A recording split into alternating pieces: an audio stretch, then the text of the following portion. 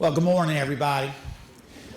It's so nice to be with y'all. I really do want to thank Steve and Beth and Kim and all the people at LENA for giving me this chance to be here, and Judy and Terry and everyone.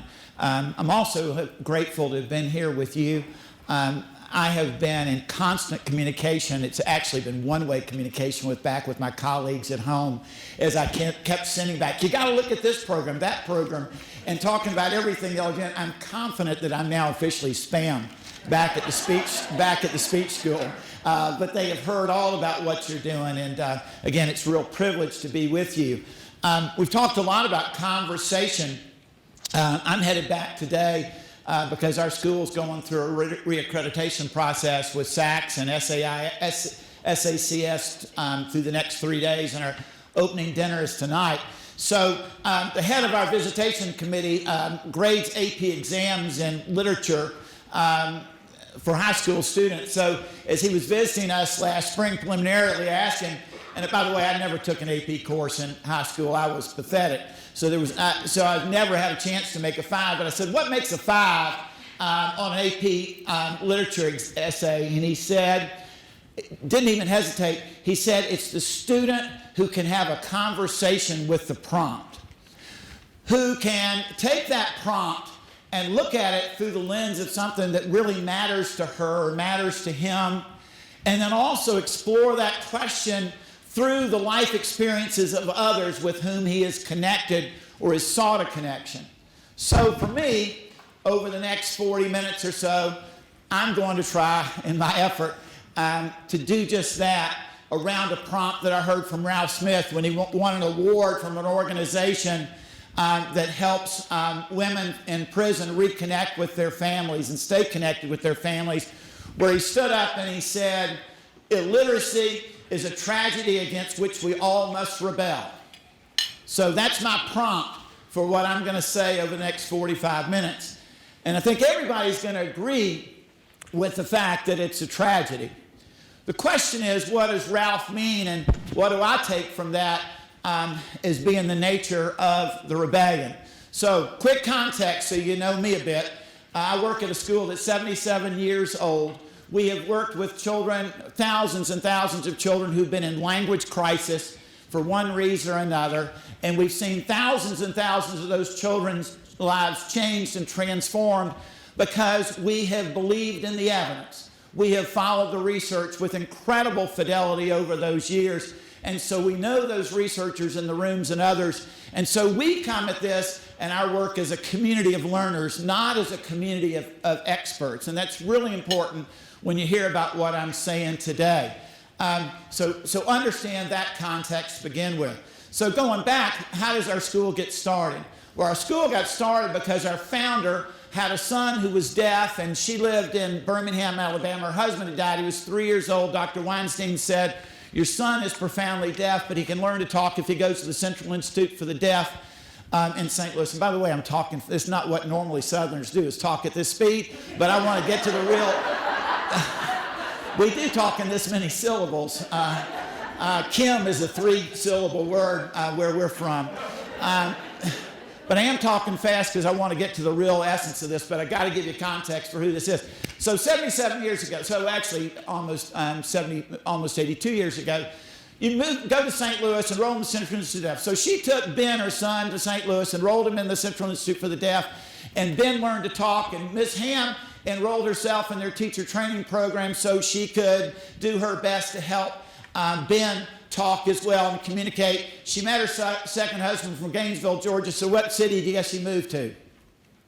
Oh, God, y'all not going to be conversational partners? This is going to go long. Where do you guess she moved? Atlanta. Man, you're on fire now. So she moves to Atlanta, and her son Ben is talking. Who does she meet in the grocery store and elsewhere?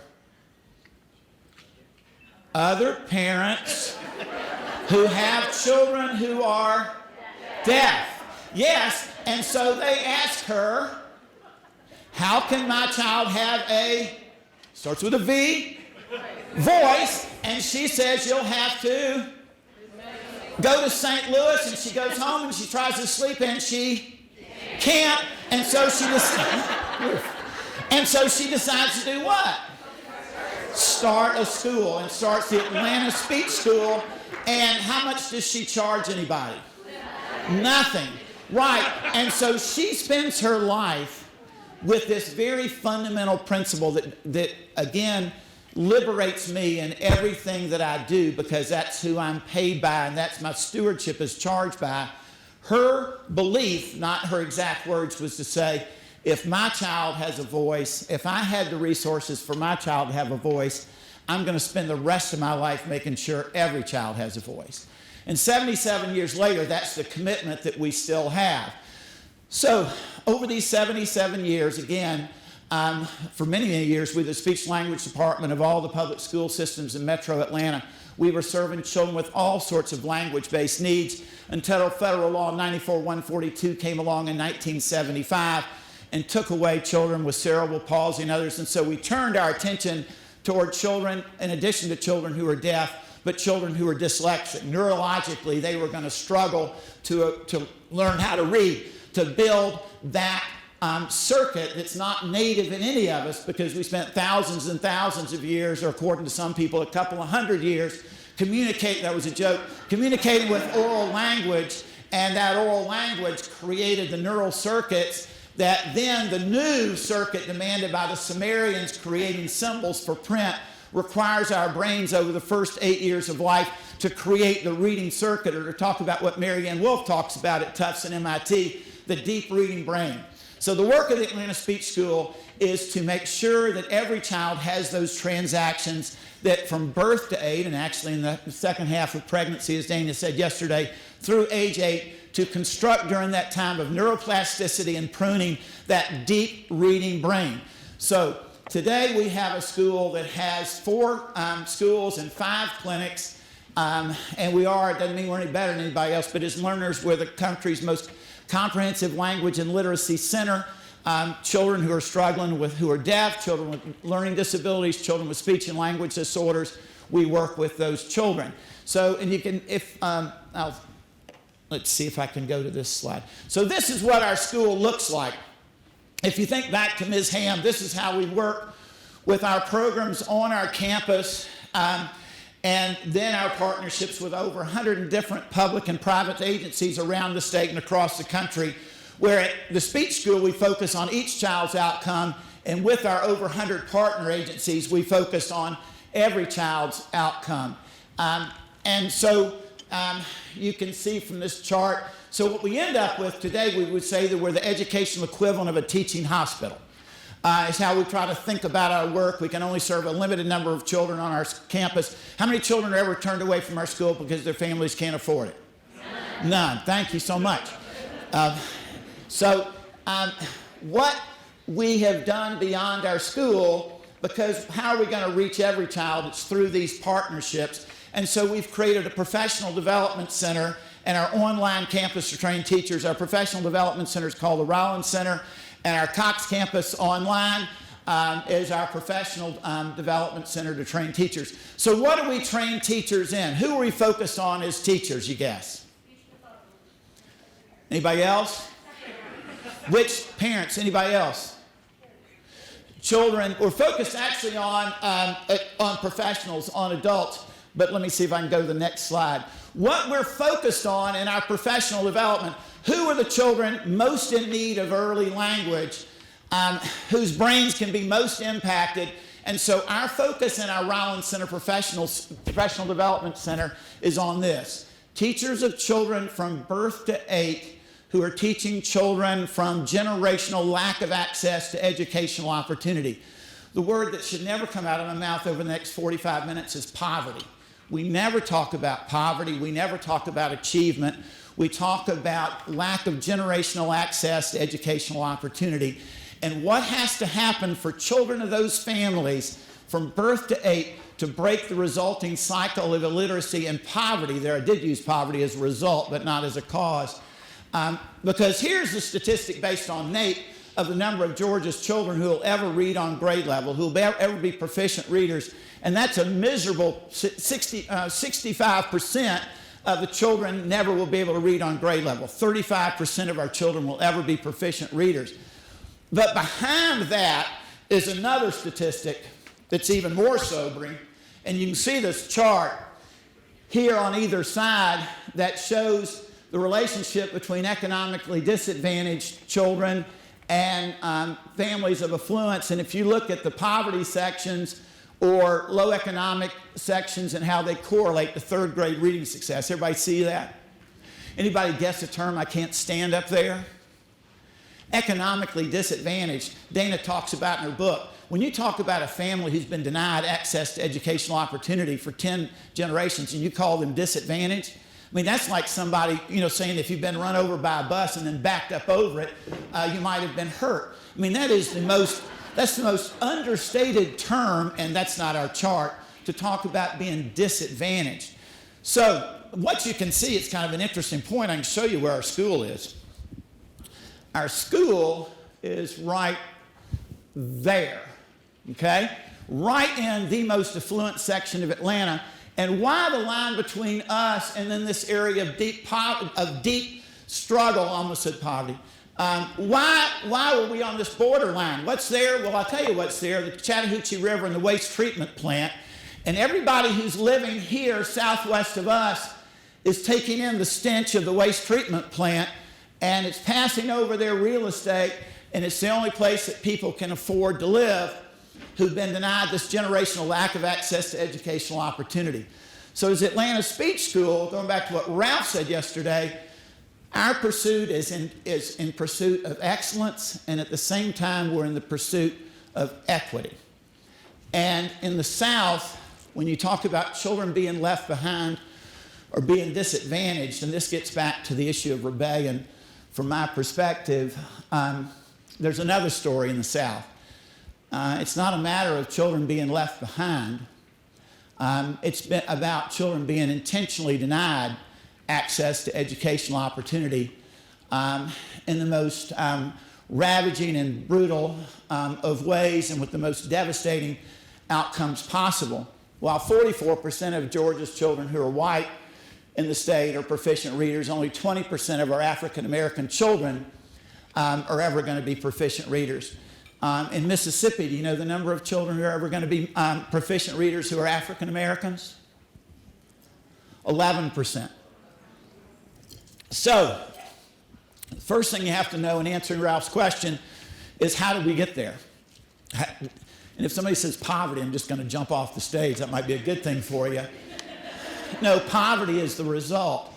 The way we got there, and let me just go back. It's a 396-year-old cancer that started in Jamestown when human capital, as Catherine talked about, was not used as human capital at all, but for the benefit of another person and exploited for the benefit of other people and denied.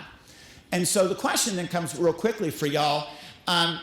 Were slaves in the South taught to read in the 1700s? Do you think any slaves were taught to read? Who says some slaves were taught to read in the 1700s? Raise your hand. Who thinks they weren't taught to read? Okay, you can't sit it out. All right, who thinks they weren't taught to read? Who thinks they were? Everybody who raised your hand who said they weren't was wrong. Slaves were taught to read, and what were they taught to read? The Bible. Which part of the Bible? Old Testament or New? No, my gosh, not Old Testament. They were taught the New Testament, particularly in Luke, because they were taught in Luke, no matter how bad the burden they were experiencing in the moment, if they were meek and they obeyed, then they would get their ultimate reward in heaven. And then a guy in Charleston in 1821, and then a guy named Nat Turner in 1831 in Virginia, read another book in the Bible. What book do you guess they read? I'm sorry.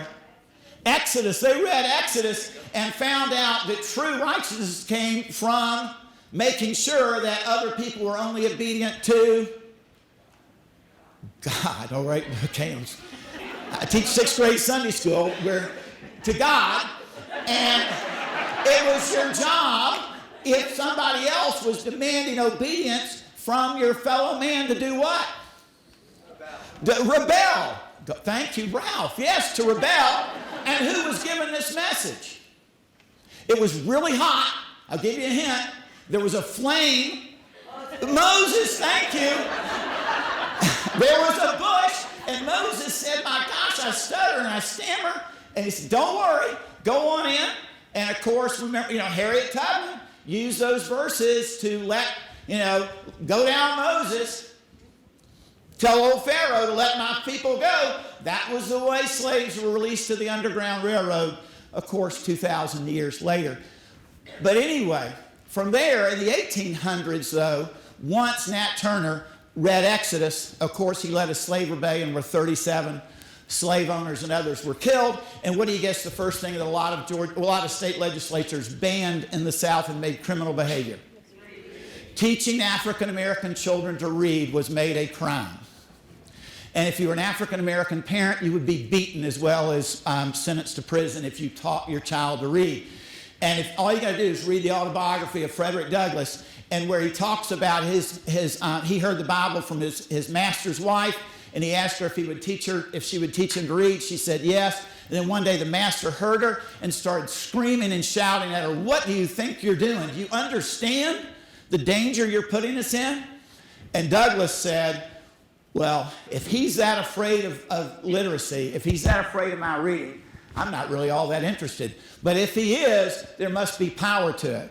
And so he learned to read, and of course he's the one who said, once you learn to read, you're forever free.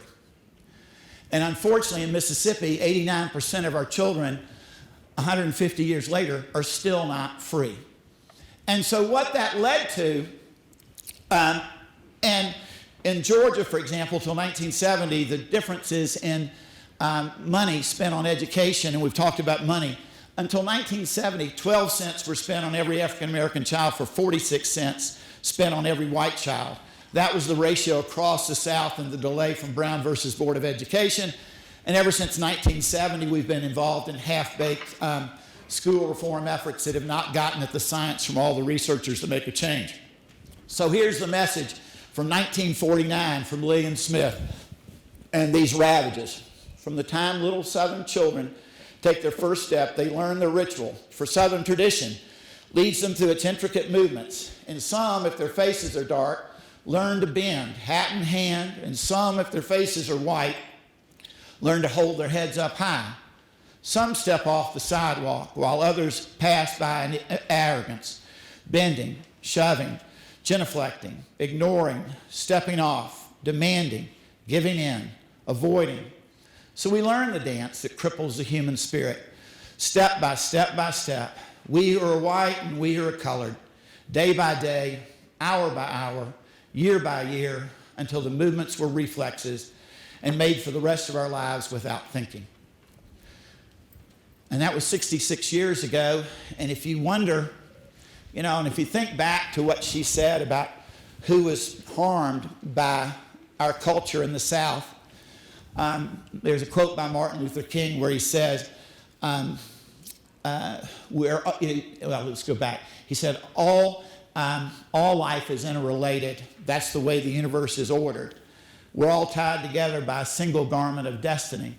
For some strange reason, I'll never be what I ought to be until you're what you ought to be. And you'll never be what you ought to be until I'm what I ought to be.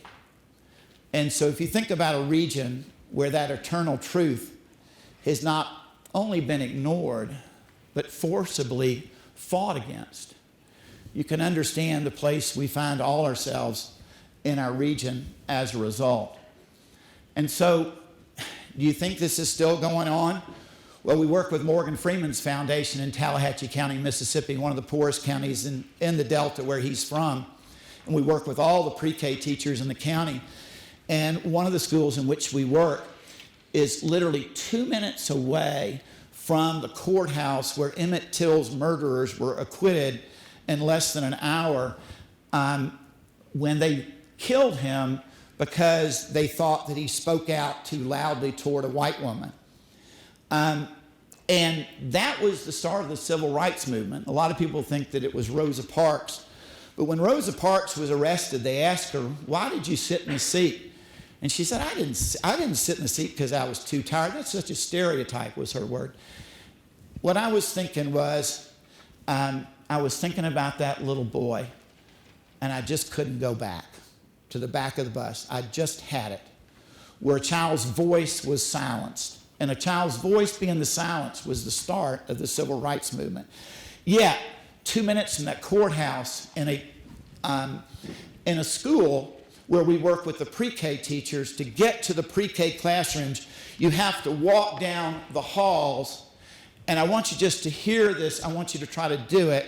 As we're walking down the halls, I want some of you just to call out, be quiet, shut up, be quiet, stop it. So I just want I want to hear that cacophony of sound. You can try the Southern accent if you want, but it's okay. But as I'm walking, this is what Shanika Robinson and I heard all the way down the class. So I want some of you to be teachers, okay? Go.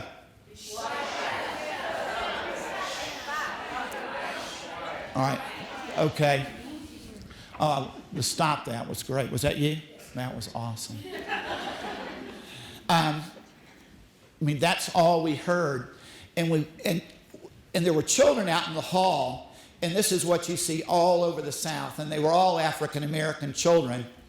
And Kara, if you can just stand up for a second. So they're in silence, and most of them are blowing bubbles and doing this. They're forcibly required to put air into their mouths in order to make sure they're silenced. It's not enough and usually they have their arms on the shoulder of the child in front of them like this to ensure compliance, and this. And so what I do in any school is when this is going on, hey, how you doing? Good to see you. Fist bump, squirrel, and then I'll do something like that. And so what happens in that school, and what happens in any school, is children's heads go like this. But in this school, I'd never seen this before. The children turned their heads and bodies away from me toward the wall. And when we got down to the pre-K class, I asked the teachers, I said, thanks so much. You can still do that. I asked what had happened. And they said, well, you probably don't understand that corporal punishment is still legal, and all the teachers have fraternity paddles they use on the children to make sure they submit. In fact, one of our children, you see that boy over there? And here was a boy laughing and talking with his friends and engaged in all this creative play and using Tier 2 language. This is a boy at the first of the year, had no language, was screaming and yelling. And they, almost every day, a teacher would come from the elementary school and said, you just need to whack him one. So that's the climate around which we have to decide how we conduct ourselves. Do we, if you were to become the principal of that school, would you hold professional development for 6 months to try teachers understand the need to let go of their paddles, or would you give them up and put them out back and burn them? That's what you have to decide. So in the South, here's our goal, because we're all damaged. We're all tied together in a single garment of destiny. Our goal in Georgia that we started advocating for as a school in 2010 is that every child will be on a path to read proficiently by the end of 3rd grade. Who are you going to leave out? My child, your child? And so we have a public health campaign underway. Our Commissioner of Public Health, Dr. Brenda Fitzgerald, is our hero. And Dr. Fitzgerald has said that children's lack of access to language and educational opportunity is a public health crisis and demands a public health intervention. And so from there, from birth, we have this framework in place for every child's access and acquisition of language. And so Talk With Me Baby is our model for universal design for every child's acquisition of language, of early language. And it's about professionals working with parents to teach them how to be their babies. I've said the phrase before, and Dana said it yesterday. Initials are CP, conversational partners, right? Is this a public awareness campaign?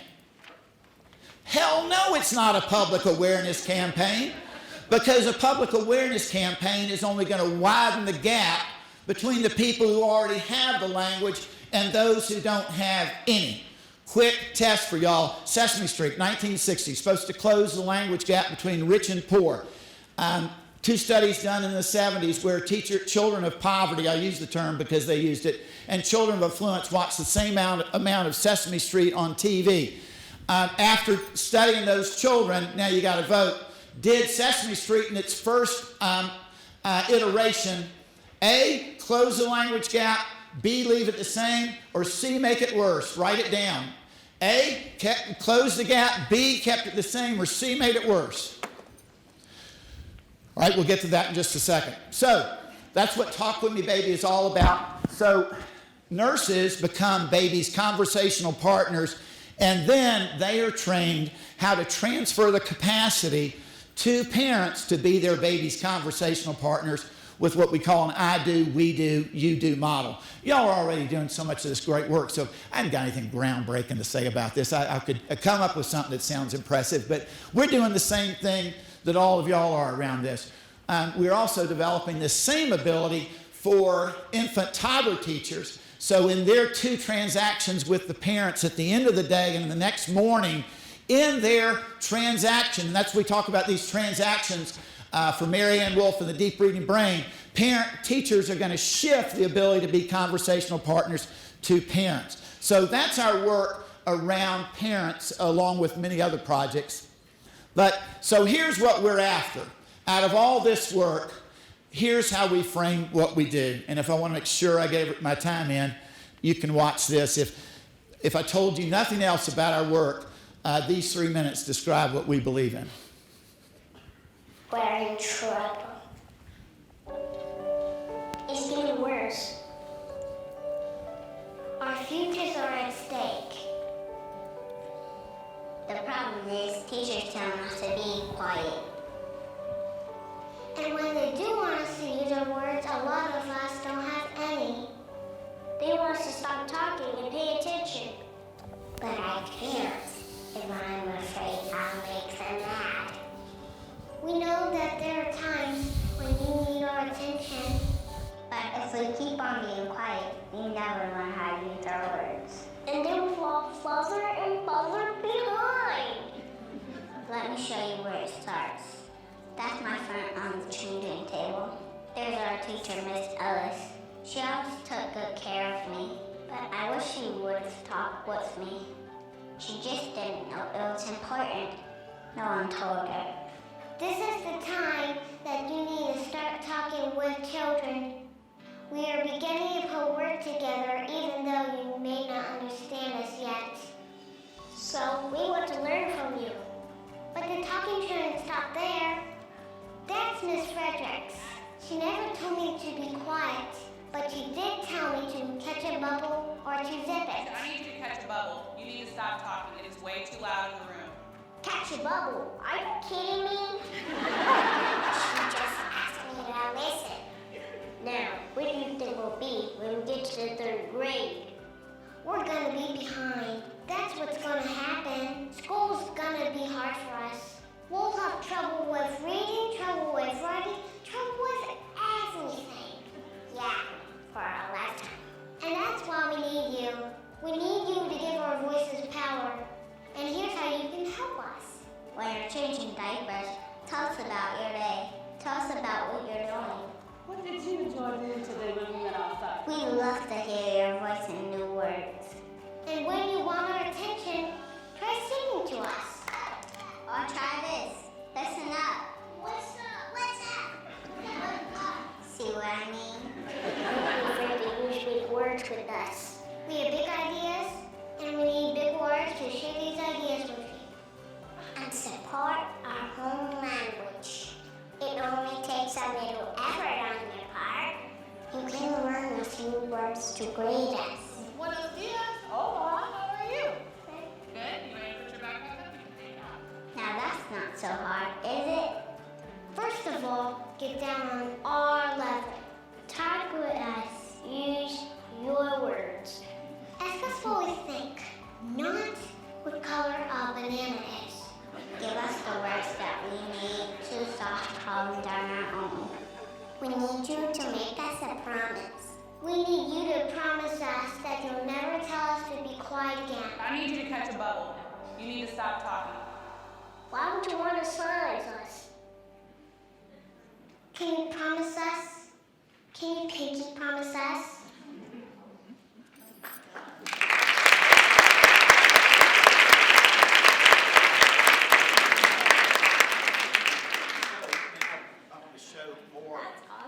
Thanks. Yeah, those children are awesome. Thank y'all. Thank y'all. And so we bring that work to about 1,000 teachers in Georgia and beyond, working with about 10,000 students, training them. We have 204 people on our staff at the speech school. And so what do you guess our teacher-student ratio we say is at the speech school, by the way? 204 to 1. Every adult at the speech school is every child's conversational partner. Can I get extended time? Right? And who else? And so our classrooms are very crowded. Who else is in those classrooms? You know who else is in there? Christy Yoganasha Atano, Dana Suskin, Jack Shonkoff, David Dickinson, Catherine Snow, Patricia Kuhl. Go on and on and on. We're learners around what needs to happen for children. And so we are about this approach from birth through age 8. We know what needs to happen for children to acquire these deep reading brains. And so we work with these teachers and we work with schools. Again, 90 to 95% of the children are from low-income houses and are from generational lack of access to educational opportunity. And so those days have to be spent with words. I was noticing somebody talking about touch yesterday. Well, touch is a wonderful thing, but if touch isn't happening without language, children are off their respirators. They are when they show up at kindergarten, they are in the ICU for language acquisition. You can't waste a moment. And so we talk about every moment spent as a teacher. Serve and return can be kind of quick, like if you're playing ping pong, okay, here comes the child's response. We talk about pushing in or pulling out language. And every moment of the day, you're pushing in or pulling out language. We work in South Georgia in a county where all the pre-K students come to one center, and 11 of the 13 assistant teachers were denied access to literacy as children themselves. And so they've been assigned for years to menial task of serving food and picking up and taking the children to the bathroom because they had been denied the chance to read. What stupidity! Because those teachers were ready to be language and literacy experts by doing what with the children? Talking with the children. And they learned how to use tier 2 words with the children. And so from a time when they would silently take children to the classroom with children doing this, now they're taking children to the bathroom and having their conversational partners. And when they're at the bathroom, what 2 vocabulary words you guess they're teaching the children? Tier 2. Vacant and occupied, right? And they see the children using those. Well, I'll be damned if I'm going to let something happen to these children who happened to me 30 years ago.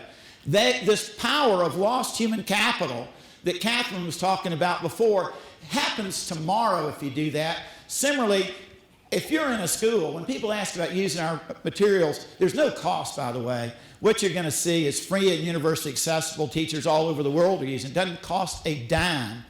The only thing is we will not work with anybody who silences children.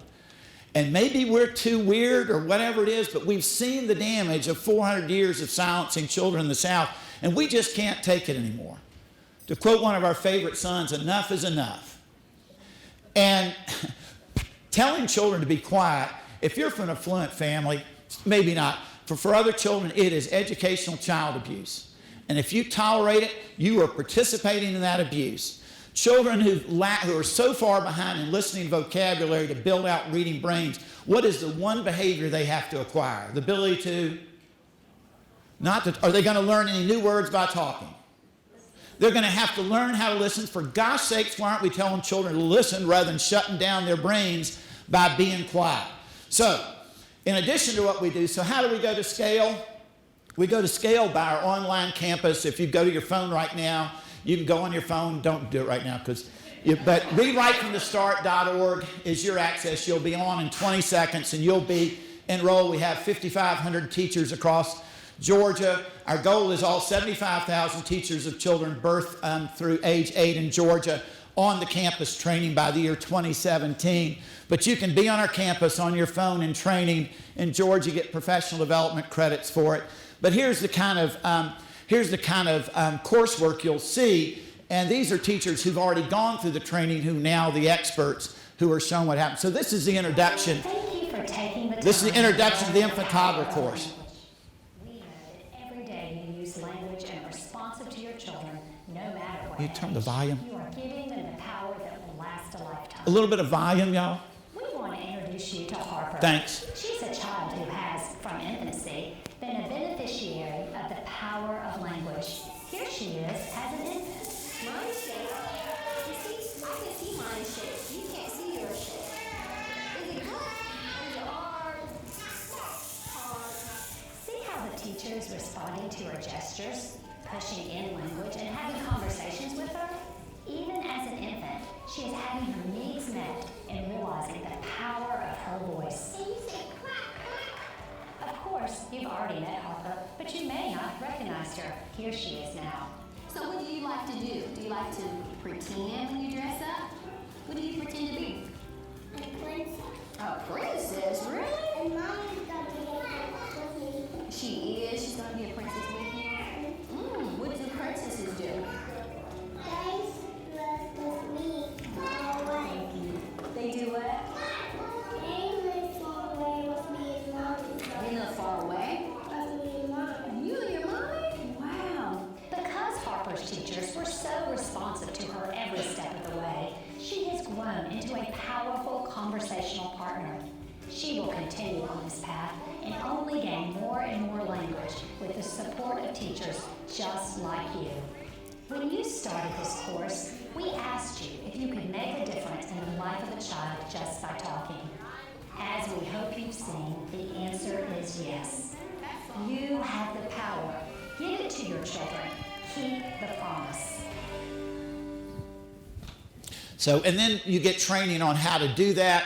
We have an e-coaching platform. We have a community of practice. So again, there's no limit. Our goal is all 75,000 teachers birth through age 8 in Georgia, but any teacher in the country can use this. We're very fortunate the James M. Cox Foundation is committed both to excellence and equity. And by the way, the kind of training that you get is how to read a storybook with 4-year-olds by example.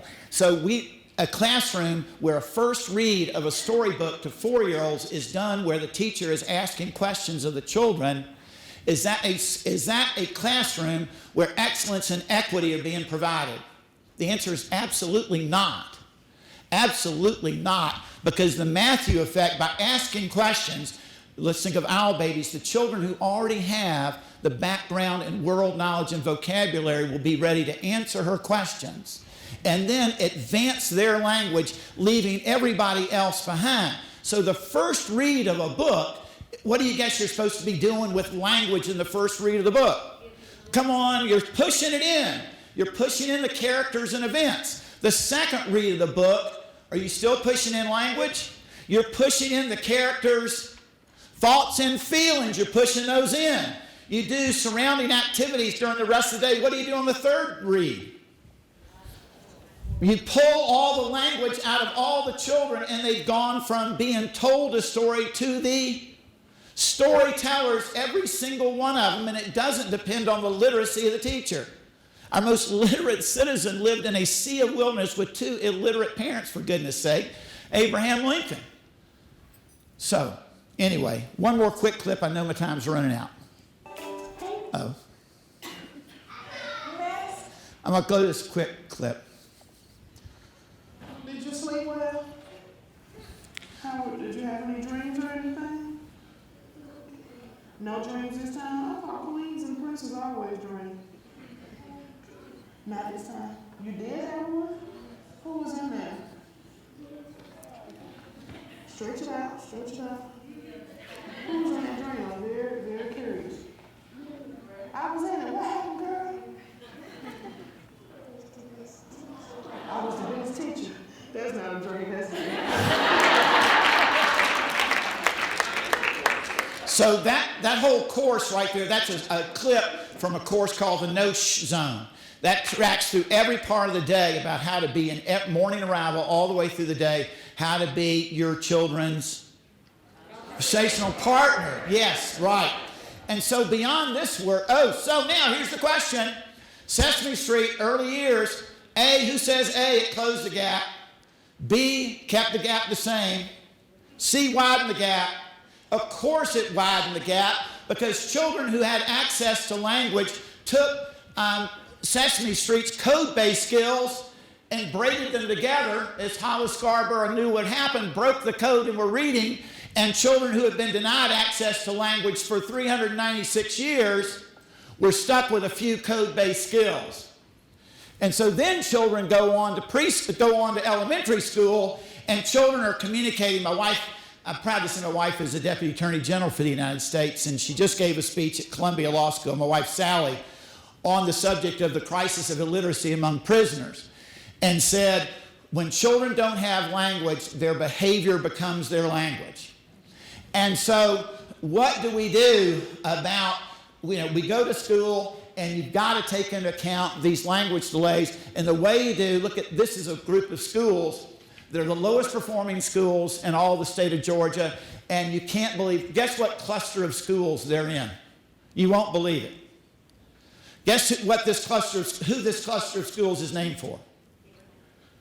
No, even worse. Frederick Douglass. Frederick, once you learn to read Douglass, the lowest performing cluster of schools, and now we've got a group of principals who are saying enough is enough, and now they have this format where they say, boy, where our voices matter, and that's all we look at, do their voices matter, and they've adopted this Zulu custom. Instead of telling children to be quiet, they will say, Kim, a principal will say, Kim, I see you, and Kim's response is, what? Say it. I am here to be seen and heard. And that's the interaction, that's the culture they're creating in those schools. And this is the scorecard, and this is the scorecard we'll keep at our school for reaccreditation over the next 3 days. In this sea of complexity at the speech school, we will hand our team this chart, and all we want them to look for is when our teachers are making a connection with children or when they're seeking compliance from children. And anything on this side is toxic for our children. We are seeking those deep connections that build out the neurological connections, and we would urge that people seek that kind of relationship with children. So, but we're lucky. I'm done. We're lucky. You're lucky. We're lucky because I work at the speech school where if my child has a voice, every child has a voice. We're also lucky in Atlanta because we see the power of a child's voice.